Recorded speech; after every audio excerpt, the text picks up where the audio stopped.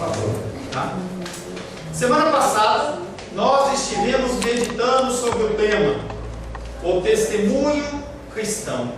Cultos são regidos por testemunhos. Mas será que os testemunhos que são dados pelas pessoas, elas são realmente os testemunhos que o Senhor nos exorta na palavra? Tudo é você saber se você está fazendo conforme a palavra ou não é conforme a palavra. Um livro que nós não estudamos e não lemos e não pregamos, que é o livro de Levítico, é um livro que nos ensina como adorar a Deus. E é um livro que menos nós damos atenção.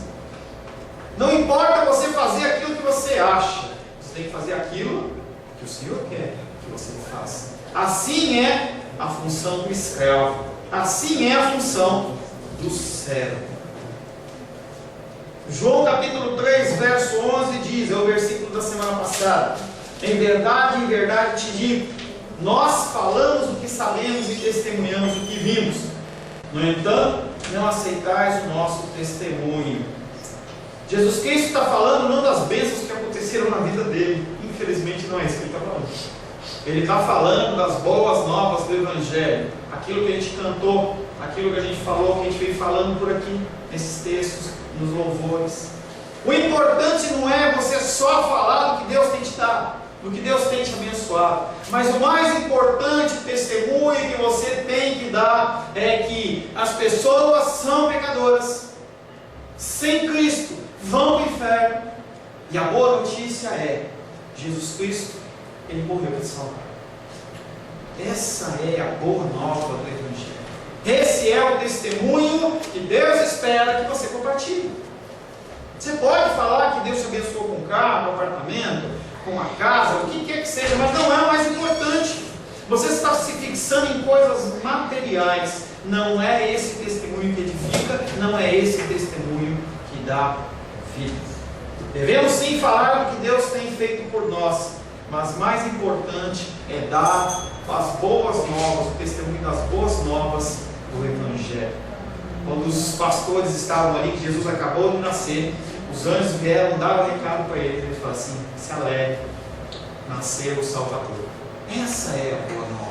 É o cerne da mensagem do Natal, que não vai aparecer nas mesas, nas santas ceias, nos trocas de presentes, mas o grande presente, a grande coisa, a grande notícia é: Jesus Cristo nasceu, morreu, ressuscitou. Por causa dele, você tem a possibilidade da salvação.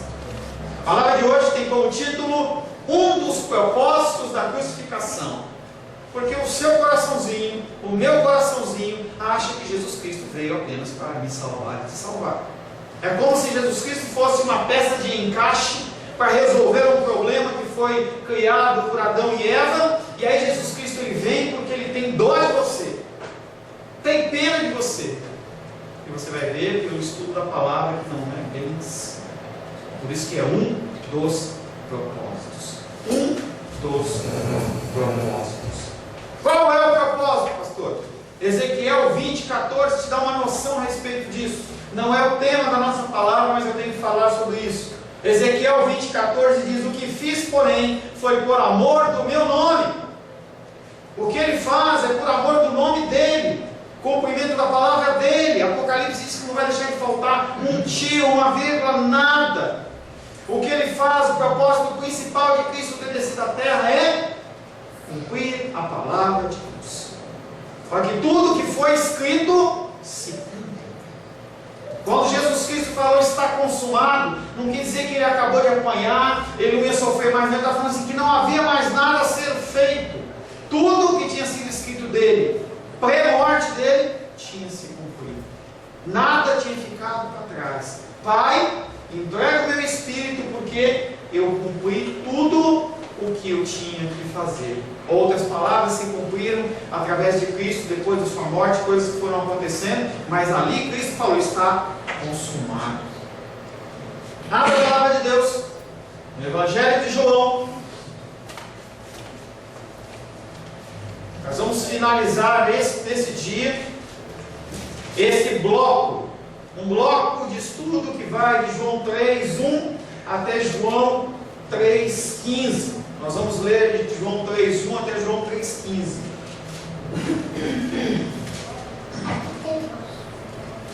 Assim diz a palavra de Deus. Havia entre os fariseus um homem chamado Nicodemos, um dos principais dos judeus. Este, de noite, foi ter com Jesus e lhe disse: Rabi, sabemos que és mestre vindo da parte de Deus, porque ninguém pode fazer esses sinais que tu fazes se Deus não estiver com ele. A isto respondeu Jesus: em verdade te digo, que se alguém não nascer de novo, não pode ver o reino de Deus. Perguntou-lhe Nicodemos: como pode um homem nascer sendo velho? Pode porventura voltar ao ventre materno e nascer segunda vez? Respondeu Jesus: em verdade te digo, quem não nascer da água e do Espírito não pode entrar no reino de Deus. O que é nascido da carne é carne, o que é nascido do Espírito é Espírito. Não te admires de eu te dizer: importa-vos nascer de novo. O vento sopra onde quer, ouves a sua voz, mas não sabes de onde vem, nem para onde vai. Assim é todo o que é nascido do Espírito. Então lhe perguntou Nicodemos: como pode suceder isso? Acudiu Jesus: tu és mestre em Israel e não compreendes essas coisas? Em verdade te digo, que nós dizemos o que sabemos e testificamos o que temos visto. Contudo, não aceitais o nosso testemunho. Se tratando de coisas terrenas não me credes, como crereis se vos falar das coisas celestiais? Ora, ninguém subiu ao céu senão aquele que de lá desceu, a saber, o Filho do Homem. E do modo por que Jesus levantou a serpente no deserto, assim importa que o Filho do Homem seja levantado, para que todo aquele que nele crê tenha a vida eterna. Palavra do Senhor, amém? Senhor, em nome de Jesus, nós lemos a Tua palavra que é viva e eficaz, mais afiada como uma espada de 2 gumes. Se possível fosse, Pai, separaria alma e espírito. Se possível fosse, separaria, Pai querido, juntas e medulas. Pai, nós nos apoiamos na Tua palavra. A Tua palavra é verdadeira, a Tua palavra muda, transforma. A Tua palavra, Pai querido, não depende de homens, ela não morre, ela se renova a cada dia. Nesta noite eu quero pedir ao Teu Espírito que me capacite. Em mim não há entendimento, capacitação, e eu dependo do Senhor, Pai. Pai querido, eu peço que tudo que tem que ser falado, tudo que vem do Teu altar, possa ser falado através de mim, Pai, e que os Teus filhos e as Tuas filhas, através do Teu Espírito, possam receber um recado santo aos seus corações. Em nome de Jesus, amém. Glória a Deus. Nós estamos há alguns domingos já em João. Me alegro por Deus ter me direcionado a gente estar estudando o Evangelho de João. Já vimos no Evangelho de João, no capítulo 1, a encarnação do Verbo. Vimos o testemunho de João Batista. Vimos o batismo de Jesus. Vimos os primeiros discípulos que começaram a se alinhar, a se ligar, a se juntar a Jesus. Passamos pelas bodas de Caná da Galileia, em que vimos os primeiros milagres. João Batista foi aquele que foi forçado a dar uma resposta pelos fariseus, e ele simplesmente falava o que Deus mandava falar. E nós entramos nos templos com Jesus que que derrubou a bancada daqueles comerciantes, aquele homem que pegou e falou uma série de coisas, acabando com aquele comércio, pelo menos momentaneamente. E nos deparamos em Nicodemos capítulo 3, verso 1, com um homem, membro do Sinédrio, um homem respeitado, vindo a Jesus à noite. E a gente já falou sobre esse vir à noite, que não necessariamente é com medo, mas tinha uma série de possibilidades, entre elas de ele simplesmente ter esperado acabar o serviço noturno, ou mesmo ter medo. E ele vem como que representando um grupo, porque ele fala: sabemos, esperamos. Ele sempre usa a figura como se ele estivesse representando algumas pessoas. E ele reconhece Jesus Cristo como Rabi, como mestre. E Jesus Cristo olha para aquele homem, olha para aquele coração e fala: sabe de nada, inocente? Esse homem não sabe do que está falando. E Jesus Cristo começa um discurso ali, que aquele homem que vai esperar ser puxado o saco dele ou alguma coisa assim. Jesus começa a ter um discurso espiritual que aquele homem fica perdido. E como uma criança ele responde: será que eu tenho que nascer de novo? Será que eu tenho que ser batizado lá no Rio Jordão? Eu tenho que me expor? Será que as pessoas vão ver eu com medo do sinédrio falando que eu tenho pecado? Será que eu vou ter que ficar pequenininho? Entrar de novo dentro da minha mamãe e ficar dentro do ventre? Como é que é isso, Jesus? E Jesus continua escorrendo o seu relatório, aquilo que ele tinha que falar, e podemos continuar não entendendo nada. Como é que ele vai a Jesus dizendo que ele é rabi, que ele é mestre, e Jesus fala que ele precisa nascer de novo? Como é isso? Mas é isso. Todos nós temos que nascer de novo. O primeiro versículo que nós vamos estar meditando é em João capítulo 3, verso 14, ele diz: como Moisés levantou a serpente no deserto, assim é necessário que seja levantado o Filho do Homem. Para onde está indo esse discurso de Jesus?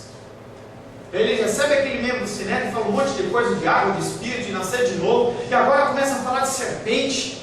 Serpente é do mal? O que está falando de serpente? Nicodemos deve ter ficado mais confuso ainda. Jesus então vai dar explicação sobre o novo nascimento da água e do espírito, para uma ilustração, uma narrativa muito conhecida entre os judeus, a narrativa da serpente de bronze no deserto. Que serpente é essa? Números capítulo 21, verso 9. Fez Moisés uma serpente de bronze e a pôs sobre uma haste, sendo alguém mordido por alguma serpente, se olhava para a de bronze e sarava. Aquela serpente de bronze foi uma forma que Deus usou para parar com a praga. Aquele povo continuava murmurando, reclamando, e chegou uma hora que Deus falou assim: vou mandar umas serpentes para esse povo ver o que é bom. E aquelas serpentes começaram a picar um, picar outro, morreu por volta de 10 a 15 mil pessoas, tudo picado por cobra. E aí o Senhor, ele pega e o povo vai lá para Moisés: Moisés, o povo está morrendo de monte. Moisés vai ao Senhor, o Senhor fala assim: constrói uma serpente de bronze, coloca em cima de um pauzinho e coloca bem alto. Quando aqueles homens forem picados, eles correm e olham para aquela serpente, só de olhar eles são sarados. Estranho o nosso Deus, né? Nosso Deus, ele age de maneiras não diretas, ele age de maneiras para pôr a gente para pensar. Eu sei que me questionou uma vez, falou assim: poxa, por que Jesus Cristo cuspiu, fez barro, já não só falou assim, né? Nasce o olho novo. Jesus, ele tem um meio singular de agir, ele não é formatado segundo a nossa vontade, segundo o que nós esperamos. Nós queremos que o Senhor Jesus ele age de uma certa maneira, mas ele age do que ele quer, porque ele é movido pelo Espírito. Nós lemos isso. O Espírito ele sopra onde quer e como quer. E as igrejas evangélicas, elas têm feito um Jesus formado conforme a vontade deles. E cada vez que abre uma nova igreja, é um Jesus diferente. É um Jesus que não é o Jesus da Bíblia.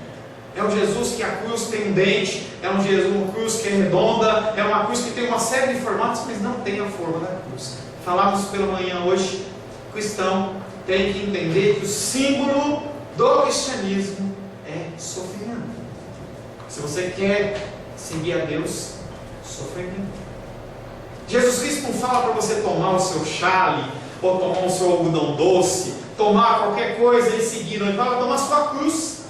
Não é para deixar ela lá. Você não vai ficar sem ela, você tem que carregar ela. Nós não somos diferentes do nosso Senhor. Nós temos que entender isso. Aconselhamento bíblico, eu tenho acompanhado um pouco o pastor Pedro lá em Taguatinga, e o cerne do aconselhamento bíblico é: a sua reclamação perante aquele que é o Senhor procede ou não procede? Você reclama que as pessoas falam mal de você. Falaram mal de Jesus? Jesus agiu como? Quando você começa a ser comparado a esse padrão chamado Jesus Cristo, você só abaixa a sua cabeça e se constrange. Mais nada. Não há mais nada a fazer. Como é que essa pessoa está me maltratando e eu não vou fazer nada? Jesus não fez.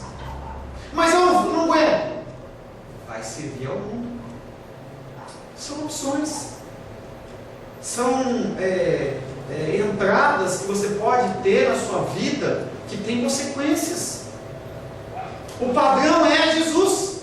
O padrão não é o pastor Paulo. O padrão não são os homens eclesiásticos pelo mundo, que são falhos, são pecadores, eles te maltratam, eles fazem coisas erradas. O padrão é Cristo. E aí você tem que olhar cada atitude que você vai fazer. A gente falava hoje em mandato social sobre você abrir mão dos seus direitos. Eu vou abrir mão do meu direito? Como é isso? Como é que eu vou abrir mão do meu direito? A palavra diz para a gente abrir mão. O outro tem preferência a você. Primeiro o outro, depois é você. Moisés coloca aquela serpente e todo mundo que olhava tinha vida restaurada, uma vida física. Tempos depois, as pessoas olhavam para o alto. E aí o Salmo fala muito bem sobre isso, porque a idolatria começou a entrar de certa forma, de tal forma no meio do povo de Israel, em que eles olhavam para os montes de Jerusalém, montes que eram cantados e só viam ídolos, postes ídolos. Salmo 121, verso 1 e 2: eleva os meus olhos para o monte, de onde virá o meu socorro? O meu socorro vem do Senhor, que fez o céu e fez a terra. As pessoas olhavam para o monte e não viam Deus. Eles viam altares pagãos, profanos, mulheres queimando incenso para a rainha dos céus, rei Tamuz e outros deuses de toda sorte de espécies. Eles não conseguiam ver Deus. Aonde eu vou buscar o meu socorro? Assim. O Senhor, Ele está assim. Moisés levantou a serpente em uma haste para que todos que fossem afligidos no acampamento pudessem olhar e viver. Assim também era necessário que o Filho do Homem fosse levantado. Jesus seria aquele que, como a serpente de bronze levantada, daria vida para mim, vida para você. Vida física também, mas muito mais que física, vida espiritual. Cristo na sua vida, o teu espírito antes morto é renovado. E você pode sim falar com Deus. Antes você não pode, porque o único caminho é Cristo. O único caminho é Jesus Cristo. É uma coisa que para as pessoas é difícil. Quer dizer que eu falo e Deus não ouve? Não ouve. É aquela figura da pessoa ouvir e escutar. Ele pode até ouvir, mas não escuta. Ele não quer ouvir, ele não quer escutar. Porque o único canal para você falar com Deus é Jesus Cristo. É um canal único. Não tem pastor, não tem sacerdote, não tem oferta, não tem sacrifício, não tem apóstolo, bispo, profeta, nem ninguém que pode intermediar. Nem santo, morto ou vivo, nem qualquer sorte ou espécie. O único caminho é Jesus Cristo.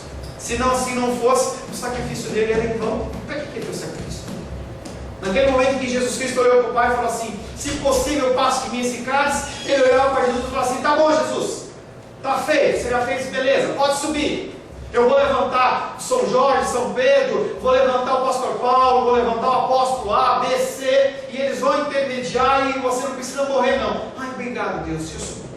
Não foi isso que aconteceu, porque Jesus Cristo é o único canal, é o único caminho.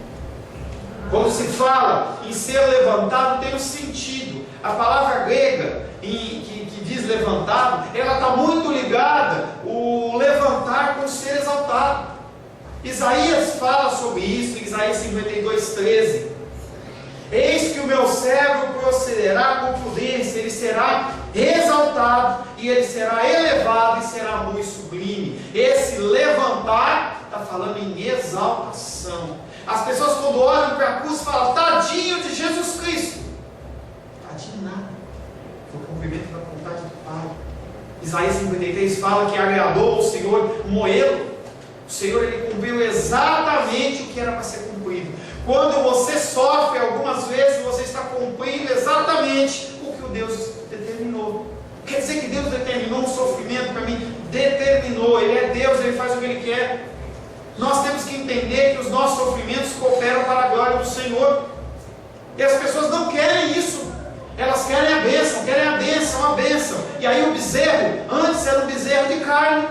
E a gente olha para aquele texto de Israel e fala assim: como é que aquele povo que viu tudo que viu, vai lá e faz um bezerro de ouro e vai adorar? O bezerro dos nossos dias chama-se bênção. Em que você precisa da bênção, da bênção, da bênção. E é eu. Bênção, bênção, bênção. É um bezerro que está na televisão o tempo inteiro. E as pessoas vão atrás desse bezerro e ficam numa alegria tremenda. E aí você pode falar o que você quiser que as pessoas aceitem. Pega umas canetas de plástico de R$1 cada um, eu faço uma unção com óleo ali, e aí as pessoas compram aquela caneta por R$500. Porque o coração é ruim. E que é isso? Verso vassoura, vou lá e unjo uma vassoura, e o cara compra por R$300, R$500, R$1.000, porque aquilo, ele não tem Jesus Cristo no coração, ele precisa de algo para segurar, ele precisa do bezerro, que pode ser uma vassoura, pode ser uma cadeira, pode ser qualquer coisa, uma arquinha. Estava vendo outro dia na internet, o pastor pagou R$500 para ficar com uma réplica de uma arca da aliança na casa dele, para ficar 3 dias. Aqui.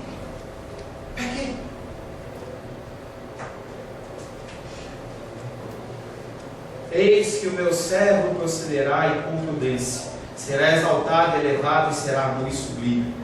Se Jesus é aquele que veio do céu, como que ele retornará?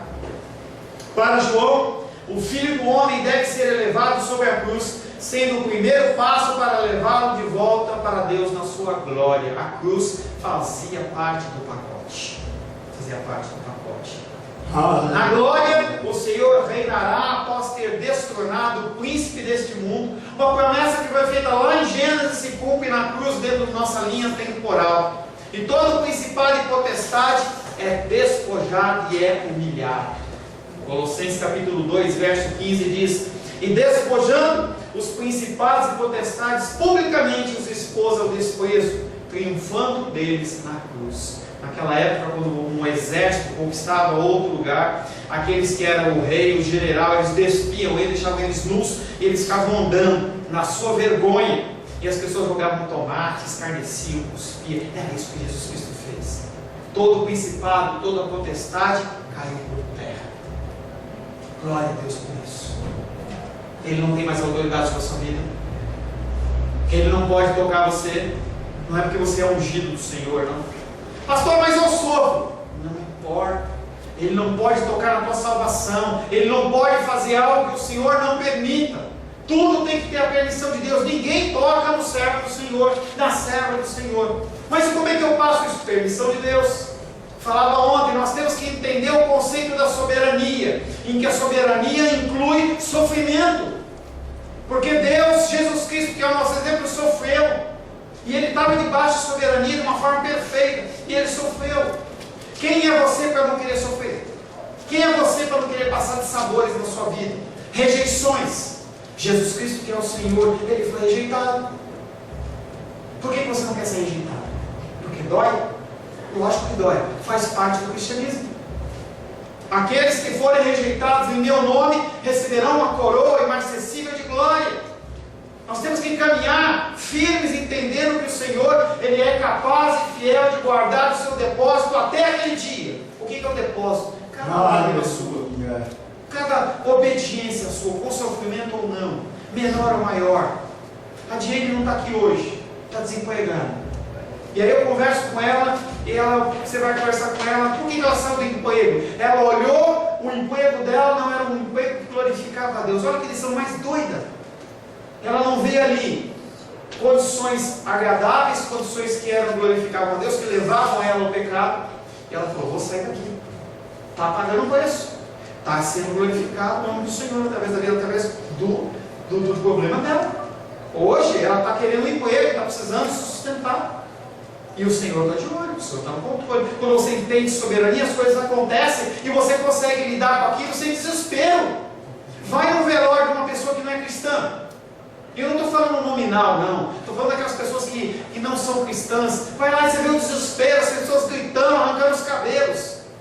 Vai no enterro de um cristão verdadeiro. Você vê as pessoas cantando, louvando. Tranquilidade, é tristeza. Quando a gente vê aqueles filmes nos Estados Unidos, que parece até aberração, né? Acho que eu falava com a Vitória e com o Mateus essa semana. Acho que foi com eles. Em que falece e depois as pessoas vão comer. E você olha e fala assim, que doideira, não está ninguém chorando. Não, eles entendem.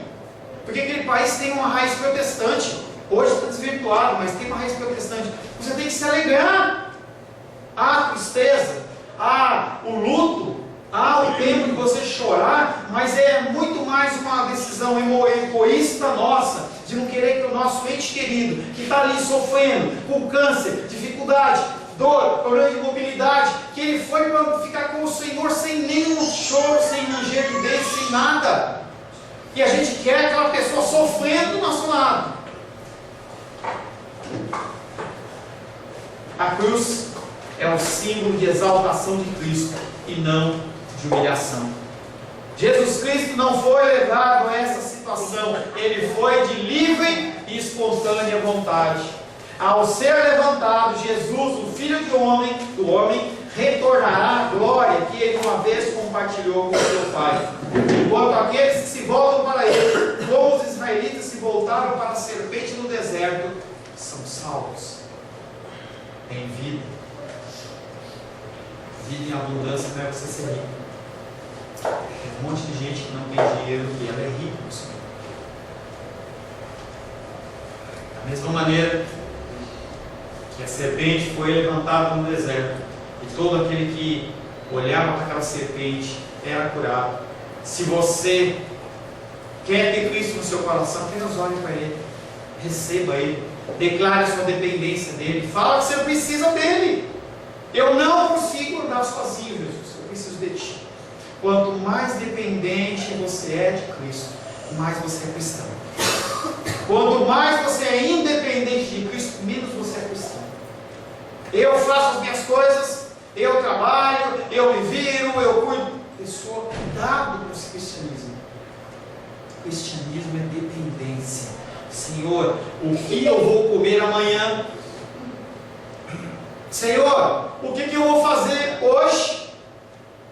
Cada coisa colocada nas mãos do Senhor, porque você não tem capacitação nenhuma. Lucas capítulo 9, verso 23 diz: dizia a todos: se alguém quer vir após mim, a si mesmo se negue, dia a dia, tome a sua cruz e siga-me. Negue a si mesmo. Não é o que você quer, é o que Deus quer. Todas as situações de Cristo ele fazia: eu não faço nada que eu não ver o Pai fazendo. É assim que você tem agido? Ou você age na força do seu braço? E depois você vai: Deus, me ajuda. Ui, ui, ui, ai, ai, ai. Verso 15, João 3,15. Como Moisés levantou a serpente no deserto, assim é necessário que seja levantado o Filho do Homem, a fim de que todo aquele que crer tenha nele a vida eterna. Uma das missões de Jesus, do Messias, consistiu em conferir ao homem o amor e a lealdade, a vida própria e peculiar do Rei. Nós não podemos estar na presença de Deus como nós estamos. É por isso que nós temos todo um processo de limpeza, santificação, em que a palavra ela vai nos purificando dia após dia, após dia, após dia. Você tem que olhar para a palavra e falar assim: eu estou errado nisso e naquilo, e eu tenho que mudar. Isso é o crescimento do cristão. Isso é o que Deus veio trazer para você através de Jesus. A capacitação de você dizer não para a carne, não para as coisas do homem, não para as decisões humanas, as decisões lógicas humanas, mas as decisões segundo o coração de Deus. Não é algo que você consegue fazer por conta própria. Você não consegue. Eu não consigo.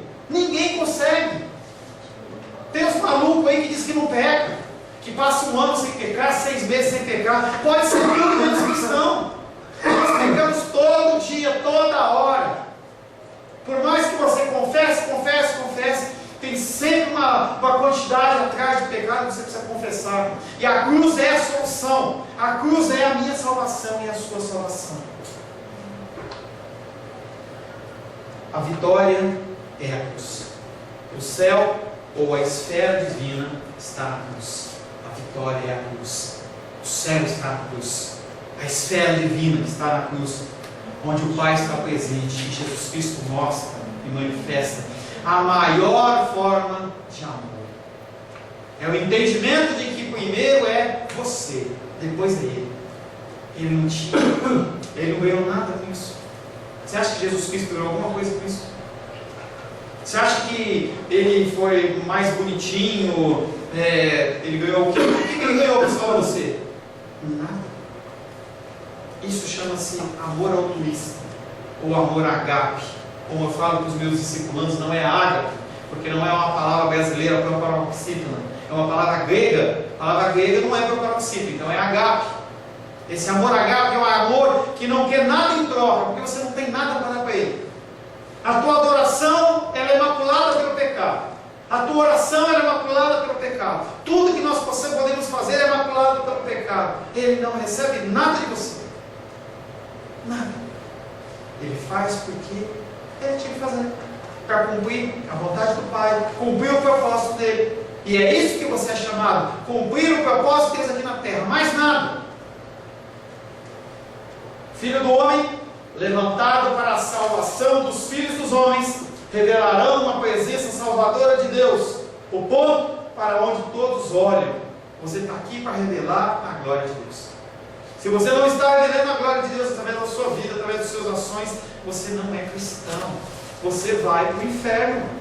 Você vai passar a eternidade junto com Satanás, com os anjos caídos e todos aqueles que não confessaram. Se você não para pensar nas coisas que você faz e mede, se glorifica a Deus, você vai para o inferno. Eu vou para o inferno.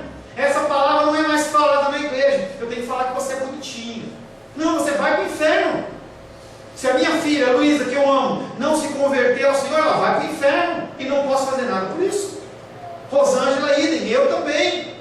E nós temos que entender que a palavra ela vem para nos moldar. Não vos conformeis ao mundo, conforme a cruz. É isso que Jesus Cristo quer. A cruz é o lugar onde flui a vida divina. Não tem outro lugar onde flui vida. Senão Jesus Cristo não tinha sido crucificado.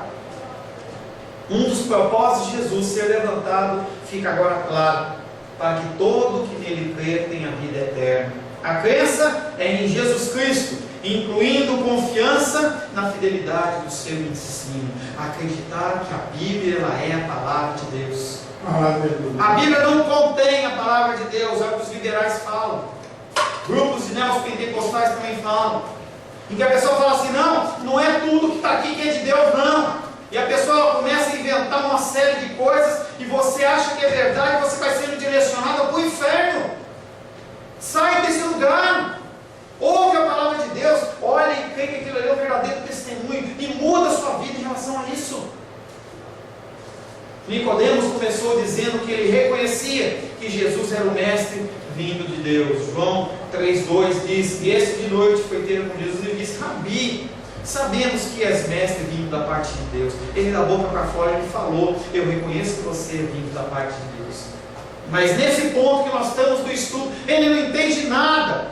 João 3,10, Jesus Cristo olha para ele e fala: tu és mestre em Israel e não entendes essas coisas. Ele não entende nada, nem crê nele, não crê coisa nenhuma. João 3,12, se tratando de coisas terrenas não me credes, como crereis se vos falar das celestiais? Nicodemos não entendia e não cria. Não entendia e não cria. Como Nicodemos ele pensar, como além de vir de Deus, esse homem é Deus? Não encaixa no meu coração, eu não consigo entender isso, eu tenho que rejeitar. Eu quero a bênção, eu quero a prosperidade, eu quero fazer a campanha disso, a campanha daquilo. É isso que me traz alegria, eu tenho que ser feliz. Muitos, inclusive Nicodemos, creram nele quando viram-no levantado, crucificado. E o exato propósito disso é que aqueles que crerem nele poderão ter a vida eterna e tê-la apenas nele. Romanos 11,36 diz: porque dele, por meio dele e para ele são todas as coisas, a ele pois a glória eternamente. Amém. Ponto. Não tem vírgula, nem mas, nem entretanto, nem todavia, nem nada, é ponto, é amém, acabou. Se você quer entrar no caminho do Senhor, é através dele, é por ele, é para ele. Não é para você ser feliz, não é para você ser regalado aqui na terra, é para você viver o que ele quer que você viva. E você fala: Senhor, eu me submeto. O que você mandar eu faço. Estava vendo um filme ontem lá dos Kung Fu lá, e aí tinha uma gangue lá e ele falava assim, o chefe dele: o que você mandar fazer eu faço, mas você tem que fazer tal. Não, o que você mandar eu faço. É isso que ele tem que fazer. A gente tem que parar de colocar o mas, todavia, entretanto, em que você começa a colocar condições para você servir a Deus. Ou você serve ou você não serve. Você não pode ficar em cima do mundo. Não tem crente café com leite. Ou você é ou você não é. Sim, sim, não, não. Quero servir a Deus. Sim. Deus tem toda a paciência, longanimidade, misericórdia. E Ele vai te ensinar como fazer isso. Não quer? Vai para o mundo. Vai para o mundo. Vai viver. Mais uma vez, o pastor está mandando embora da igreja. Vai viver as coisas. Tem muita coisa, muito divertimento, muito show, muito teatro, muita coisa para você fazer, muito joguinho no celular. Tem muita coisa. Tem jogo no Xbox para caramba para você jogar. Mas se você quer servir a Deus, você tem que servir conforme a vontade dele. Jesus está então numa categoria bastante diferente da serpente de bronze, pois por fim aquela serpente teve de ser destruída pelo rei Ezequias. Você acredita que no meio do deserto Deus ele manda colocar aquela cobra lá, aquela serpente em cima do pau, para aqueles homens serem salvos? E aí depois que passou a praga, alguém foi lá correndo, pegou aquela serpente, guardou e começaram a adorar ela? Deram até nome para ela. 2 Reis, capítulo 18, verso 4. Porque removeu os altos, quebrou as colunas e deitou abaixo o poste ídolo, e fez em pedaços a serpente de bronze que Moisés fizera, porque até aquele dia os filhos de Israel queimavam incenso, e lhe deram até o nome, cobrinha, Brigitte, não, Neustan, deram o nome para ela, porque tinham que dar um nome para aquele Deus que eles adoravam. Figura semelhante lá no livro de Ezequiel, em que Ezequiel ele é carregado em espírito pelo cabelo por Deus. Ezequiel, vem ver porque eu estou fazendo isso. Olha esse pessoal aqui, em vez de adorar a Deus, está adorando o Deus Sol, está de costas para mim. Está aqui no meu templo, está um monte de imagens. Mas eu vou te mostrar mais um negócio. Vem cá, Ezequiel, cava aí. E aí ele cava espiritualmente lá o muro. Olha, lá dentro os sacerdotes, que deveriam ser aqueles que direcionavam o povo, fazendo adoração a quê? Serpentes. As mesmas cobras que eram adoradas no Egito, eles estavam adorando. O ser humano parece que ele não aprende. E dentro do teu coração e do meu coração continua tendo coisas que não são devidas ao cristão. E a gente precisa abrir mão disso. Precisa virar a página, precisa morrer. Sair dessa vontade. Mas pastor, como é que eu vou lidar com isso? Sofrendo. Abrindo mão. Em João capítulo 3, verso 9, Nicodemos olhou para ele e falou assim: como pode suceder isso? Como pode isso, pastor? Você pode estar me perguntando, como que eu faço isso? A resposta é que no reino de Deus pode. Quem é do reino de Deus pode. Quem é guiado pelo Espírito Santo pode. Quem é nascido de novo pode. E quem não é? Não pode. Não tem como uma pessoa que é carnal querer discernir algo que é espiritual. Só os espirituais que discernem o que é uma coisa e o que é outra. A resposta a isso é que o reino de Deus pode, por intermédio da obra salvadora de Jesus Cristo na cruz, recebida pela fé, assim experimenta-se um novo nascimento, e a vida eterna se inicia. A expressão vida eterna faz aqui a sua primeira aparição no Evangelho de João. O significado dela é vida, mas é uma vida na era por vir. Nessa vida é morte e sofrimento. A vida eterna, começada pelo nascimento, não é nada menos que a vida eterna por meio da palavra eterna. E eu pergunto para você, o que é crer? O que é crer? Será que crer é uma confissão verbal que você fez em algum tempo da sua vida, na frente de uma igreja, dizendo: eu aceito Jesus como meu Senhor e Salvador? Será que é isso que te autoriza, te dá o respaldo para você entrar no reino dos céus? Será que é o dia do batismo, que você foi lá e foi imerso nas águas, ou batizado de alguma outra forma, e você foi orado em nome do Pai, em nome do Filho, em nome do Espírito Santo? Será que é isso que te comissiona? Será que é eu colocar a mão na sua cabecinha e falar assim: agora você tem o livro, o nome escrito no livro da vida? Será que é isso? São todos componentes, mas não é o cerne principal. O cerne principal é a mudança do seu coração. É isso que mostra se você é realmente nascido de novo. O seu falar, o seu agir. É por isso que a gente tem batido nos escolas dominical, que você não tem que se preocupar com o pessoal de Mariana, entenda o que eu vou falar. Se você, com o pessoal lá, se a pessoa está do teu lado, pedindo uma comida, pedindo algo para beber, você não dá. Não adianta você ficar preocupado com a destruição lá, com a onda de barro tóxico que está matando lá, não sei o quê. Se você vai escovar dente e deixa sua torneira aberta e 20 litros de água potável vai embora. Não adianta você querer ser um missionário na África se a pessoa da tua casa nunca ouviu o Evangelho. Você vê que a gente parece que não pensa, parece que a gente não é racional. Jesus Cristo ele não está mandando a gente para extremos, a gente está mandando a gente fazer o simples primeiro. Será que crê é isso? Será que é apenas um mandamento, alguma coisa que eu falo para você vai mudar a sua vida? Será que eu tenho essa autoridade, esse poder? Será que da minha mão sai força e poder que vai fazer uma transformação na sua vida? Gente, você não é uma meba, comece a pensar. Você tem que mudar o seu comportamento. É isso que mostra se você é salvo ou não. O que é crer? Vivemos numa época onde nunca houve tanto cristão. Professo. Nunca houve tanto cristão. Hoje se fala em mais de 50 milhões de cristãos evangélicos. Nós temos a capacidade de todos votarem em um só e elegemos talvez um presidente do Brasil. Mas e como é que está o coração dessas pessoas? Será que eles são cristãos verdadeiros? Nunca houve tanta apostasia. Apostasia é falta de amor por Deus.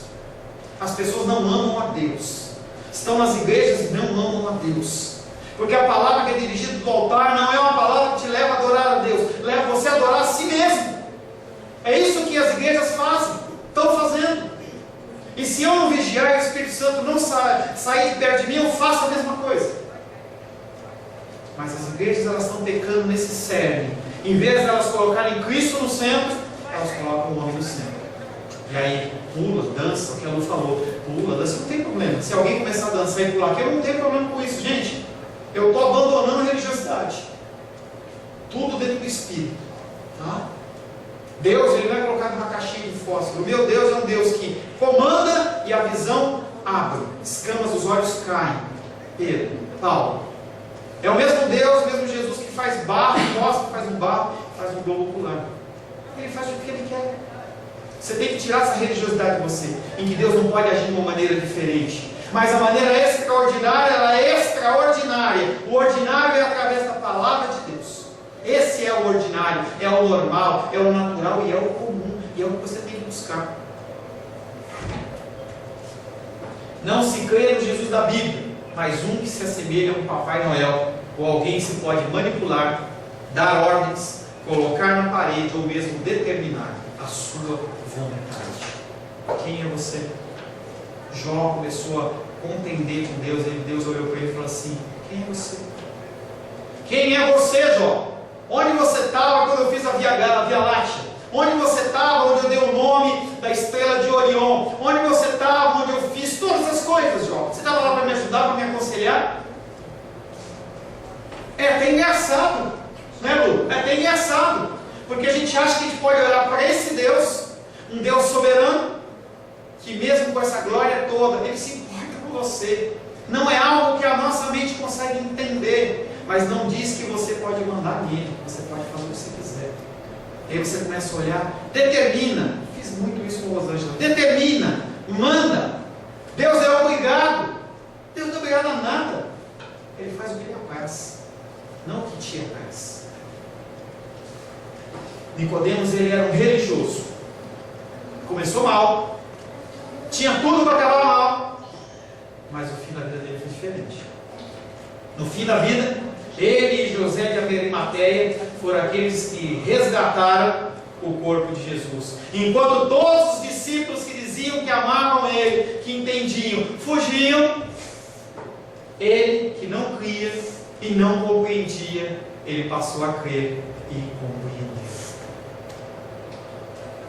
João, capítulo 19, versos 38 e 39 diz: depois disso, José de Arimateia, que era discípulo de Jesus, ainda que ocultamente pelo receio que tinha dos judeus, rogou a Pilatos que lhe permitisse tirar o corpo de Jesus. Pilatos lhe permitiu. Então foi José de Arimateia e retirou o corpo de Jesus. E também Nicodemos, aquele que não cria, aquele que não entendia, passou a crer e passou a entender. E foi também Nicodemos, aquele que anteriormente viera ter com Jesus à noite, foi levando cerca de 100 libras de um composto de mirra e adoece. A pergunta para você é: você vai crer e entender? Ou você vai continuar sendo apenas um religioso? Feche seus olhos.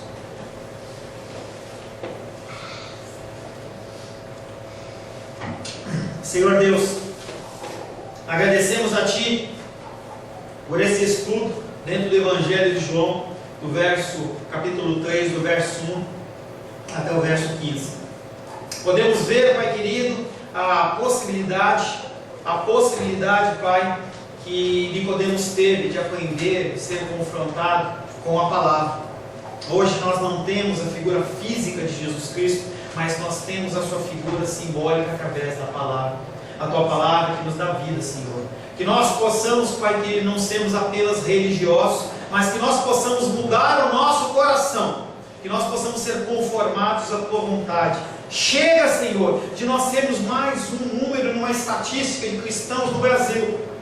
Mas nós queremos fazer parte de um grupo de pessoas que faz a diferença, que dão testemunho do Senhor aqui na terra, que possamos ser pessoas que glorificam, exaltam e bendizem o Teu nome através das nossas vidas. Para isso, Pai, nós precisamos muito mais do que livros, muito mais do que disposição para ler a Tua palavra, muito mais, Pai querido, do que desejo de orar. Nós precisamos do Teu Espírito Santo. Teu Espírito Santo possa nos orientar, nos constranger. Tu tens liberdade nas nossas vidas, Espírito Santo de Deus, para fazer o que lhe apraz.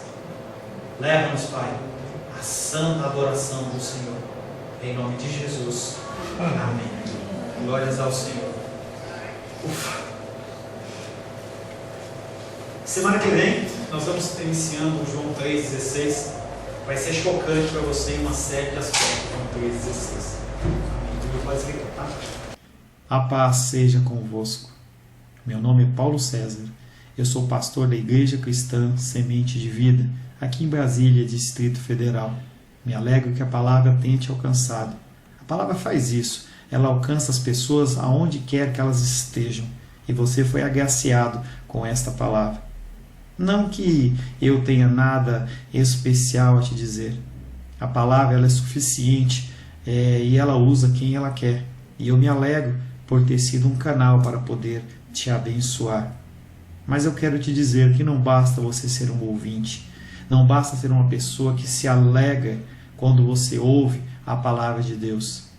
A vida ela é feita de decisões. Se você está ouvindo essa palavra hoje, eu creio que o Espírito Santo tem um propósito especial com você.